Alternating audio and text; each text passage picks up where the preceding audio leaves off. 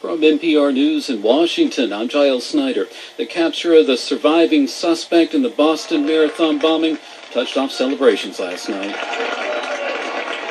Boston area residents flooded the streets after 4 tense days ended. The crowd in Watertown, Massachusetts, applauding as police vehicles leave the area where bombing suspect 19-year-old Johar Tsarnaev was taken into custody. Susan Escalona lives in Watertown. It's been really difficult to just breathe. You know, it's far enough down, but it's still right there, and you don't know who else is going to get hurt, and that's what you always worry about. Boston area residents again flooded the streets after 4 tense days ended last night. Tsarnaev remains hospitalized in serious condition.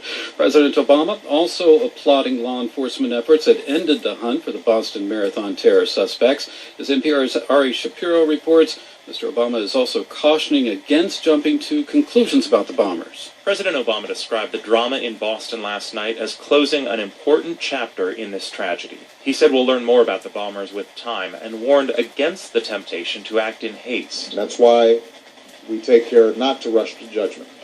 Not about the motivations of these individuals, certainly not about entire groups of people. He said America's strength is its diversity, and the country must sustain that spirit as the investigation unfolds.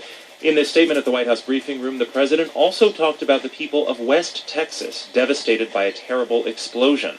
He told them they are not forgotten. All in all, Obama said, this has been a tough week.